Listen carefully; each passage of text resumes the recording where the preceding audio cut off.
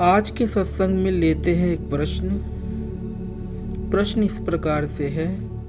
प्रणाम गुरुदेव। सुषुप्ति अवस्था में जो चैतन्य शुद्ध स्वरूप है, जहाँ मन बुद्धि चित्त अहम ये नहीं है, क्या वह अवस्था जागृत में बन सकती है होश के साथ, जिसमें मैं हूँ अहम वृत्ति ना रहे, जहाँ शुद्ध चैतन्य हो होश के साथ?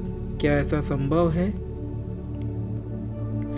कई बातें समझ लेने की जरूरत है, क्योंकि हम जिन शब्दों का प्रयोग करते हैं उनके वास्तविक अर्थ वास्तविक अभिप्राय से कदाचित दूर ही होते हैं। प्रश्नकर्ता के प्रश्न में इस बात की गूंज है कि सत्य या कहो शुद्ध चैतन्य सुषुप्ति अवस्था में तो मौजूद है और अभी इस वेकिंग स्टेट जागृत अवस्था में नहीं।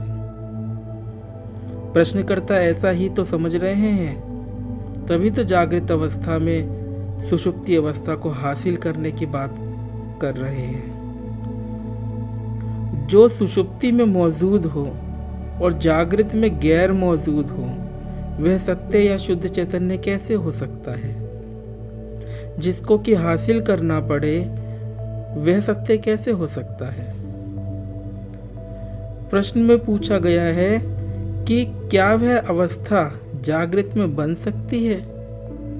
इस बात से स्पष्ट है कि प्रश्नकर्ता शुद्ध चैतन्य या आत्मा या सत्य को कोई अवस्था विशेष समझ रहे हैं, जो कि सर्वथा असंगत बात है। जागृत स्वयं में एक अवस्था है और प्रश्नकर्ता इस जागृत अवस्था में सुषुप्ति अवस्था को भी आयोजित करने की संभावनाओं के बारे में पूछ रहे हैं। यदि ऐसा ही है तो ये तो जागृत अवस्था का ही मॉडिफिकेशन हुआ, एक प्रकार का रूपांतरण हुआ। कुछ भी रूपांतरण सत्य या आत्मा कैसे हो सकता है? आत्मा अविकार्य है, अर्थात उसमें विकार नहीं होता, कोई भी मॉडिफिकेशन नहीं होता।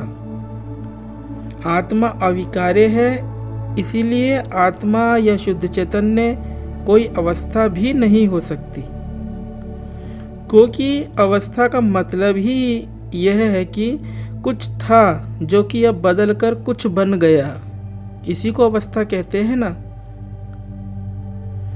और अवस्था का एक अवस्थी भी होता है। आत्मा में ये अवस्था अवस्थी का झोलमोल कैसे हो सकता है? इसलिए हर शब्द में उसका अर्थ समाहित है। उस अर्थ को व्यवहारिक दृष्टि से समझना चाहिए, पकड़ना चाहिए। ऐसा नहीं करेंगे तो शब्दों की ही जुगाली हम करते रहेंगे और किसी खिचड़ीवाद के शिकार हो जाएंगे। जैसे खिचड़ी क्या होती है? सब कुछ मिला करके पका डालना। आइए समझते हैं बारीकी से, विवेक से। सबसे पहले तो यह समझना चाहिए कि सुषुप्ति को सुषुप्ति अवस्था कौन बोलता है? जागृत अवस्था का पुरुष बोलता है, अर्थात आप बोलते हो। सुषुप्ति को एक अवस्था बोलने वाला, स्वयं एक अवस्था विशेष ठहराने वाला, वो स्वयं जागृत पुरुष अर्थात आप खुद इस जागृत अवस्था का अवस्थी मात्र हो और कुछ नहीं। और इस जागृत अवस्था के अवस्थी को अर्थात आपको यह भ्रम है कि ये जागृत अवस्था सत्य है, प्रामाणिक है। अपने इस भ्रम की सापेक्षता से ये जागृत पुरुष सुषुप्ति को एक अवस्था विशेष ठहराता है और इस भ्रम का शिकार होता है कि जागने पर तो सुषुप्ति चली गई, क्योंकि वह एक अवस्था मात्र थी। आशा है समझ पा रहे होंगे। हम ऐसा क्यों बोलते हैं या समझते हैं कि सुषुप्ति चली गई? ऐसा क्यों नहीं बोलते कि जैसे समुद्र पर लहर प्रकट होती है या कपड़े पर सिलवट खड़ी होती है, वैसे ही सुषुप्ति पर ये जागृत अवस्था आ गई या आरोपित हो गई? ऐसा क्यों नहीं सोचते? यदि सुषुप्ति में शुद्ध चैतन्य है तो वह अवस्था हो ही नहीं सकती। शुद्ध चैतन्य यदि किसी अवस्था विशेष में ही होता हो तो वह परम सत्य कैसे हो सकता है? क्योंकि ऐसा होने पर तो वह कभी होगा और कभी नहीं होगा। जो होता हो और फिर नहीं भी हो जाता हो वह सत्य कदापि नहीं हो सकता। वास्तव में बात यह है कि सुषुप्ति को हम एक अवस्था जागृत अवस्था के प्रमाण की सापेक्षता से कहते हैं। हमारा यह भ्रम है कि यह वेकिंग स्टेट जागृत अवस्था सच्ची है। इसकी सापेक्षता से सुषुप्ति को हम एक अवस्था ठहराते हैं कि मैं सोया, फिर गहरी नींद आई, वह गहरी नींद जागने पर चली गई, इसलिए गहरी नींद या कहो सुषुप्ति हमारे लिए एक अवस्था हो जाती है। सत्य की राह ऐसे कैसे खुलेगी? सुषुप्ति का तो हम कुछ इलाज कर ही नहीं सकते, वहाँ करने के लिए कुछ है ही नहीं। ना तो वहाँ दृश्य है जिस पर कुछ कार्य किया जा सके और ना ही वहाँ दृष्टा है जो कि कुछ कार्य कर सके।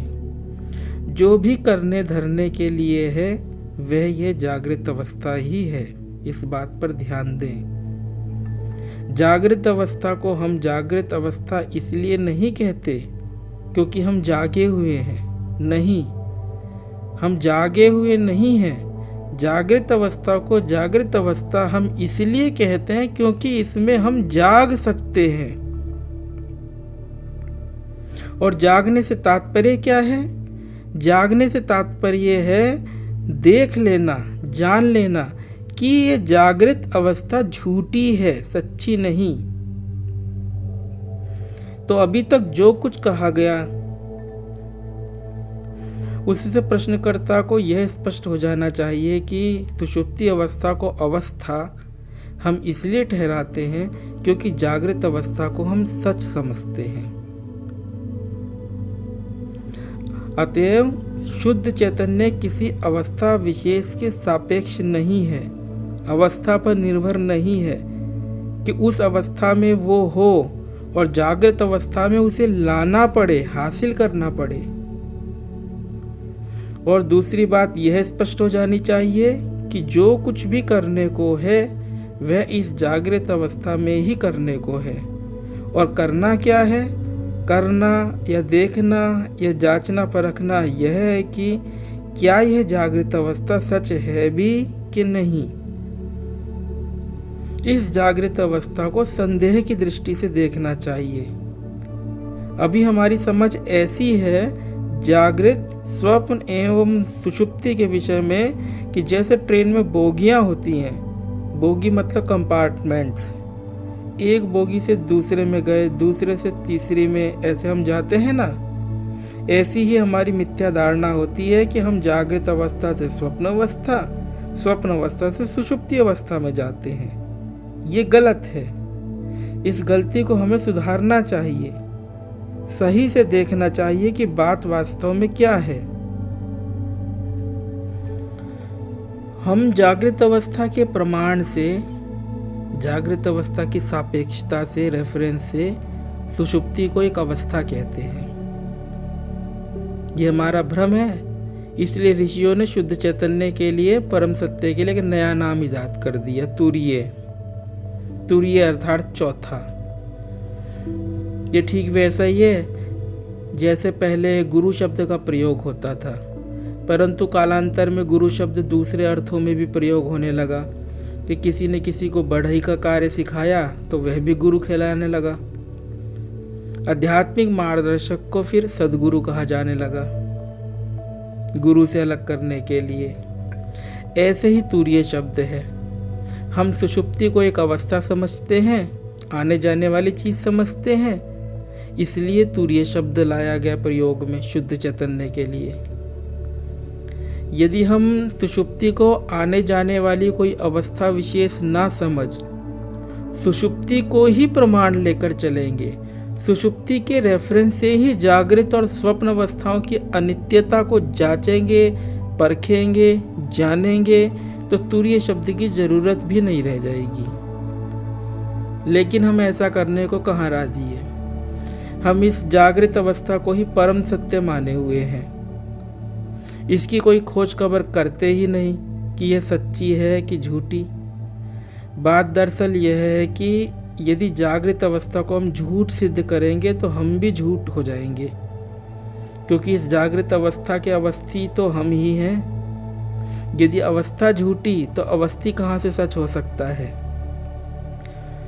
झूठ हम होना चाहते नहीं, ये तो हमारी चालाकी है। राजा जनक की कहानी तो सुनी ही होगी। हम फिर से यहाँ इस सत्संग के संदर्भ में उसे दोहरा देते हैं ताकि सत्संग का विषय स्पष्ट हो सके, प्रश्न का समाधान हो सके। राजा जनक ने एक बार एक स्वप्न देखा कि वह एक भिखारी है, 3 दिन से भूखे हैं, गलियों में भीख मांगते फिर रहे हैं, परंतु भूख मिटाने हेतु भीख मिल ना सकी। अचानक से जागते हैं तो स्वयं को अपने राजमहल में सुरक्षित सही सलामत पाते हैं। तो उन्हें यह जिज्ञासा होती है कि मैं यह राजा जनक सच या वह भिखारी सच, ये जागृत अवस्था सच या स्वप्न अवस्था सच। सपने तो हम सभी देखा ही करते हैं, पर राजा जनक की तरह ऐसा संदेह, ऐसा प्रश्न कुछ विरलों को ही जागता है। राजा जनक ने अपने प्रश्न के समाधान के लिए घोषणा करवा दी। कई विद्वान, ब्राह्मण, सत्पुरुष आदि आए, पर राजा जनक का समाधान नहीं हुआ। हम कहानी को संक्षेप में सुना रहे हैं, विस्तार भय के कारण। अंत में अष्टावक्र मुनि आए। उन्होंने कहा, राजन, न यह सच न वह सच।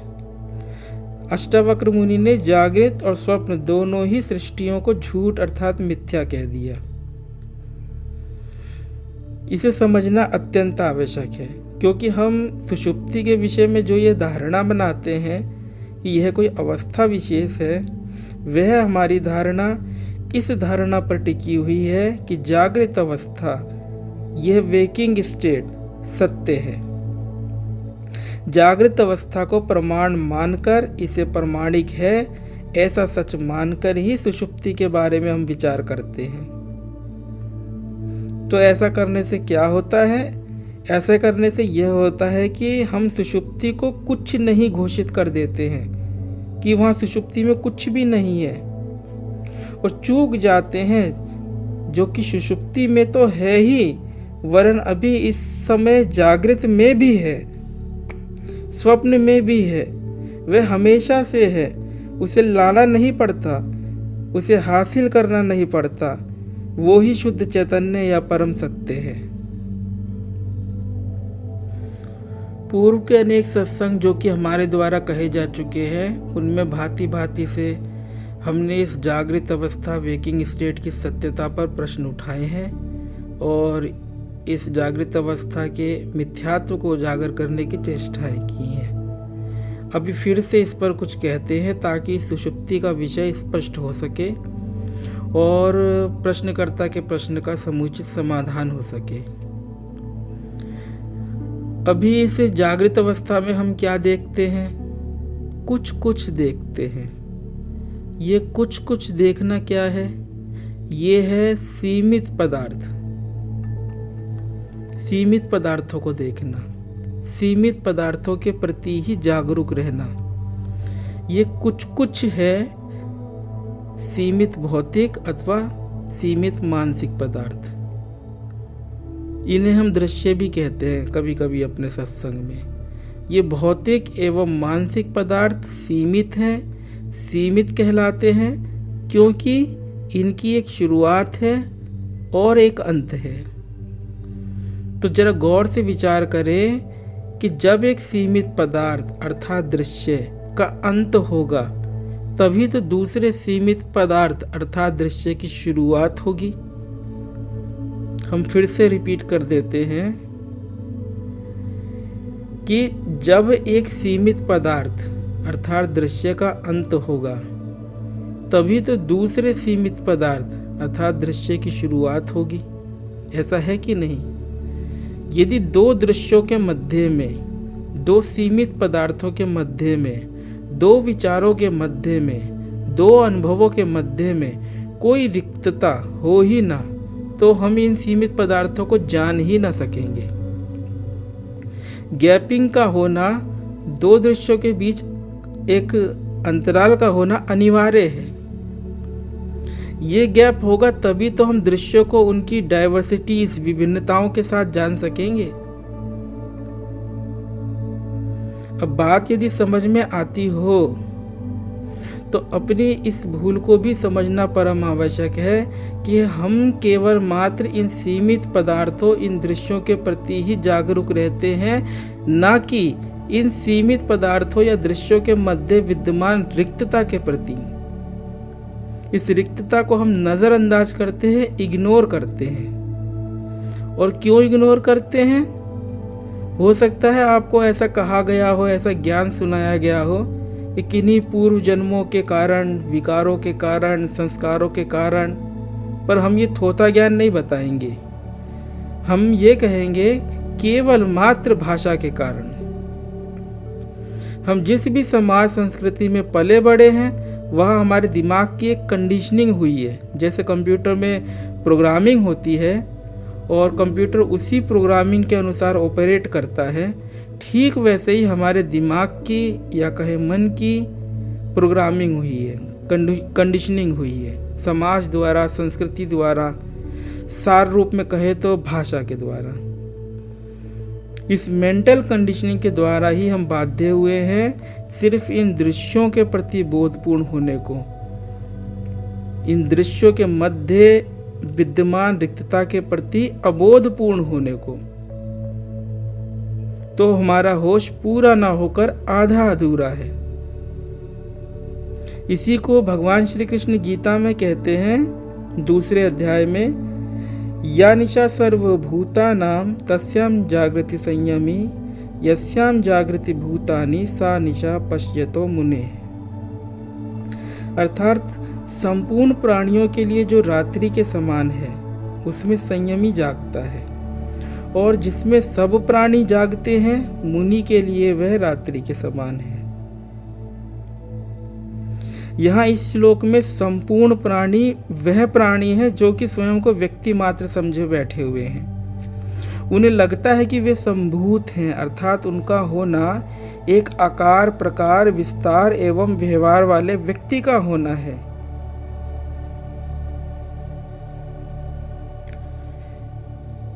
ऐसे ये व्यक्ति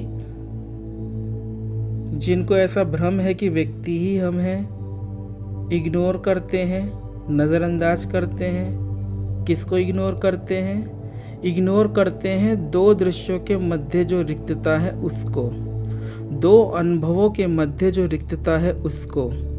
उनके लिए वह कुछ है ही नहीं, वे बिल्कुल अनभिज्ञ हैं इस रिक्तता के प्रति और लिप्त हैं दृश्यों में, इसे ही सच माने बैठे हुए हैं। उनके लिए जागृत अवस्था सुबह जब से जागे और रात जब तक सोए तब तक है। अर्थात वे जागृत अवस्था को 8 से 12 बजे तक समझते हैं। यदि 8 बजे वे सुबह जागते हैं और 12 बजे रात को सोते हैं, तो वे ये समझते हैं कि 8 बजे से लेकर 12 बजे तक जागृत अवस्था रही। ऐसा बिल्कुल भी नहीं है।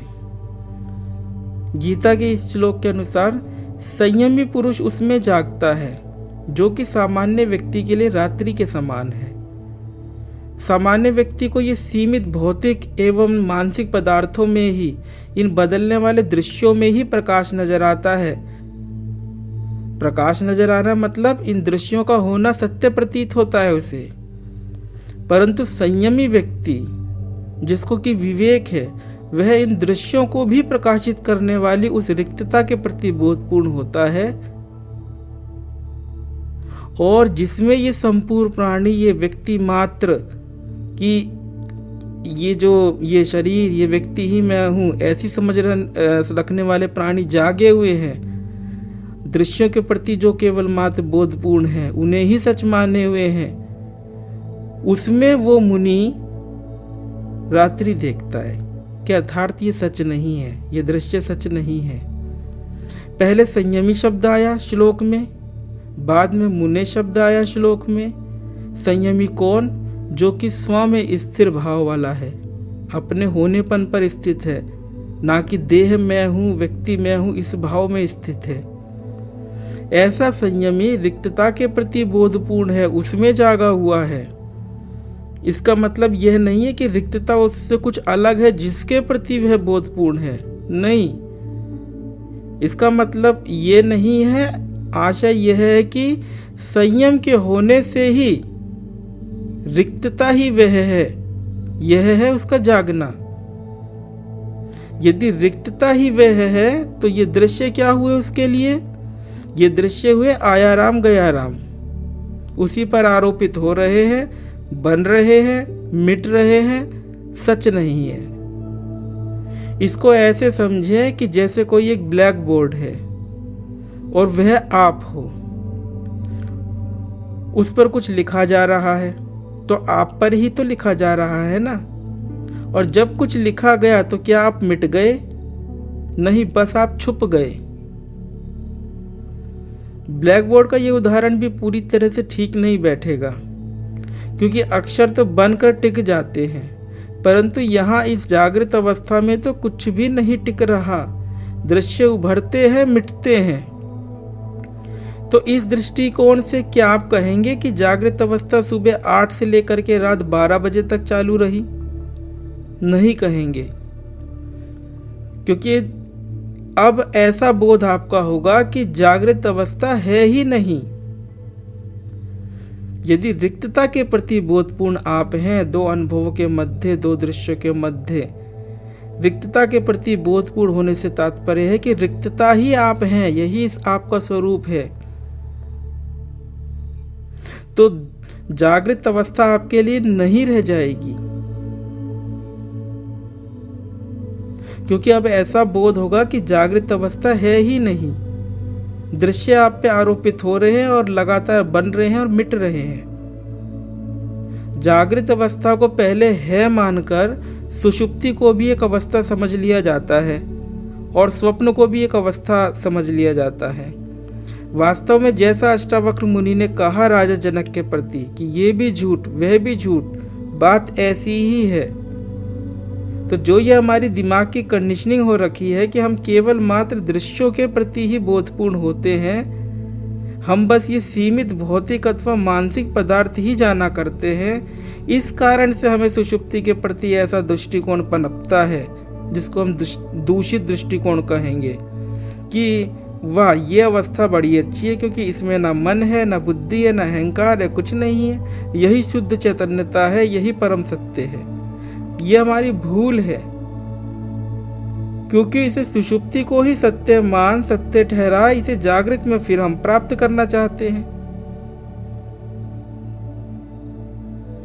ऐसा ही तो हम चाहते हैं, तभी तो प्रश्नकर्ता ने पूछा है कि क्या वह अवस्था जागृत में बन सकती है होश के साथ, जिसमें मैं हूँ, अहम वृत्ति ना रहे, आदि आदि। ये कैसी अटपटी बातें हैं, जागृत में अहम वृत्ति ना रहे। ये तो ठीक वैसी बात हुई कि मैं खाना भी खाऊं और मेरा पेट भी ना भरे, ऐसा कहीं होता है? प्रश्नकर्ता को समझ ही नहीं है कि अहम वृत्ति के साथ ही जागृत अवस्था का उदय है। समझना यह है कि जागृत अवस्था सच नहीं है, दृश्य प्रपंच है जो कि निरंतर बदल रहे हैं, और इन सब का आधार ये मूल अहम वृत्ति ही है। यहाँ से शुरुआत है। इसी वृत्ति का देह के साथ तादात्म्य होता है तो मैं शरीर हूँ, मैं यह व्यक्ति हूँ, ऐसी दूषित भावना उपजती है। फिर दृश्य प्रपंच में सत्यता भासने लगती है कि ये सब सचमुच में स्वतंत्र रूपेण अपनी अपनी पृथक सत्ताएं लिए हुए मौजूद हैं। फिर जागृत अवस्था को प्रमाणिक बना हम जो है सुषुप्ति को एक अवस्था समझा करते हैं। जागृत अवस्था को प्रमाणिक ना मान कदम पीछे हटाना है। जागृत अवस्था को प्रमाण बना शुद्ध चैतन्य को केवल मात्र सुषुप्ति में ही मानेंगे तो उसे इस जागृत अवस्था में हासिल करने की, प्राप्त करने की बातें करेंगे। जबकि करना यह है कि जागृत अवस्था का सदुपयोग जागृत अवस्था के ही निरसन के लिए करना है, निषेध के लिए करना है। और कैसे करना है? जैसे संत बुल्ले शाह ने किया वैसे करना है। सत्य जानने की उत्कंठा लिए बुल्ले शाह जब हजरत शाह इनायत के पास पहुँचे तो वे प्याज की क्यारियाँ ठीक कर रहे थे। शाह इनायतुल्लाह लाहौर के शालीमार बाग के मुख्य माली थे। बुल्ले शाह ने उन्हें देखते ही पूछा, शाहजी रब की वे पावा, अर्थात शाहजी रब को किस प्रकार पाया जाए। शाह साहब ने मुस्कुराते हुए जवाब दिया, बुल्लीहा रब दा की पोना इधरो पुटना ते ओधर लाउना, अर्थात बुल्ला रब को पाने में क्या है, बस इस क्यारी से उखाड़कर उस क्यारी में लगा देना है। इनायत शाह प्याज की क्यारियां ठीक कर रहे थे तो उसी कर्म के उदाहरण से उन्होंने उपदेश कर दिया। समझते हैं इस उपदेश को। हमने अपना होना, अपना मैं कहाँ ठहरा रखा है, किस क्यारी में ठहरा रखा है? निश्चित ही जागृत अवस्था में ठहरा रखा है। मांडुक्य उपनिषद में तो अवस्था ना कहकर जागृत स्थान शब्द का प्रयोग हुआ है। स्थान मतलब जगह। हमने स्वयं को व्यक्ति समझकर स्वयं को इस जागृत स्थान में समझ रखा है कि ये संसार सचमुच में है और मैं इसमें मौजूद हूँ। ये गलती है हमारी। स्वयं को इस संसार का हिस्सा बना, इसमें मौजूद बना हम सुषुप्ति को भी एक अवस्था की भांति देख रहे हैं कि ये तो एक घटना है, एक अवस्था है जो कि सोने पर हमें प्राप्त होती है। ये ही गलती है हमारी। शाह इनायत ने बुल्ले शाह से कहा कि बुल्ले रब को पाने में क्या है, बस इस क्यारी से उखाड़ उस क्यारी में लगा देना है। अर्थात हम अपने मैं को संभालें, इसे वहाँ रखें जहाँ का ये सचमुच में है।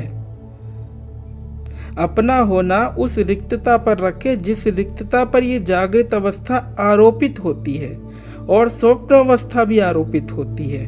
दोनों ही अवस्थाएं वास्तव में है नहीं, पर है ऐसा हमने बना दी है विचार के कारण मात्र। इसी बात को थोड़ा और सरलता से समझाने की कोशिश करते हैं। ऐसा सोचे कि एक काला बोर्ड है 2 फुट बाय 6 फुट का। अब उस आयताकार बोर्ड के 3 समान हिस्से बना दीजिए 2 बाय 2 के। हर एक हिस्सा जो है 2 बाय 2 का हो। जो पहला हिस्सा है उसमें लाल रंग के दाने बिखरा दीजिए, उस हिस्से को भर दीजिए लाल रंग के दानों से, और दूसरे हिस्से को पीले रंग के दानों से भर दीजिए। अब थोड़ा दूर से इस सारे सिस्टम को, सारी व्यवस्था को यदि आप देखेंगे तो ऐसा लगेगा कि 3 हिस्से हैं और 3 हिस्से 3 रंगों वाले हैं। पहला हिस्सा लाल रंग, दूसरा हिस्सा पीला रंग, तीसरा हिस्सा काला रंग। तीसरे हिस्से में कुछ भी डाला नहीं गया है, परंतु लाल और पीले की सापेक्षता के कारण वो काले रंग का प्रतीत हो रहा है, जैसे कि उसमें भी कुछ काले दानों से भरा गया हो। ये प्रतीति हमारी मिथ्या है। बस ऐसे ही हम सुषुप्ति को एक अवस्था समझा करते हैं, क्योंकि हम इसकी जांच जागृत स्थान या जागृत अवस्था के प्रमाण से करते हैं। मतलब जागृत अवस्था को सच मान करके, उसको प्रमाणिक मान करके सुषुप्ति को देखा करते, इसलिए उसको अवस्था ठहराया करते हैं। वास्तव में यदि गौर से देखें तो इस व्यवस्था में जो अभी हमने बताया, इस व्यवस्था में काला बोर्ड आधार है, अधिष्ठान है, सबस्ट्रेटम है, जिस पर कि लाल दाने और पीले दाने बिखरे गए हैं। और यदि गौर से बारीकी से देखेंगे तो इन लाल दानों के बीच में, इन पीले दानों के बीच में काला बोर्ड नजर आ जाएगा। ऐसे ही 2 विचारों के मध्य, 2 अनुभवों के मध्य या 2 दृश्यों के मध्य जो रिक्तता है वह सदैव मौजूद है। वो ना कहीं आती है ना कहीं जाती है। मैं हूँ ये भाव आपको उसी रिक्तता पर आपका होना ठहरा देता है। अभी जो ये व्यवस्था बोर्ड की लाल पीले दानों की बताई, ये सिर्फ समझाने के लिए है। हकीकत में तो ये लाल पीले दाने अर्थात ये दृश्य भी रिक्तता के अतिरिक्त और कुछ नहीं है। अर्थात जागृत स्वप्न जैसी कोई अवस्था होती ही नहीं है। ना तो कहीं मन है, ना बुद्धि, ना कहीं कुछ है ऐसा। कैसे ये सब नहीं है, ये आगे और कभी सत्संग में बताएंगे। अभी सत्संग को निष्कर्ष की तरफ लाते हुए इतना ही कहेंगे कि आपका विवेक, आपकी समझ जब गहरा जाएगी तो बाहर जागरण है और भीतर गहन निद्रा सदा से मौजूद है, लाई नहीं गई है कहीं से, ऐसा भान होगा। ये जो जागृत स्थान का दृश्यों का ये रेला पेला है, ये स्वप्नवत आभासित होगा। सुषुप्ति को कहीं से लाना नहीं है, वो मौजूद है, सिर्फ वही बस मौजूद है और वह देश काल दोनों से अतीत है। अभी बस इतना ही। ओम।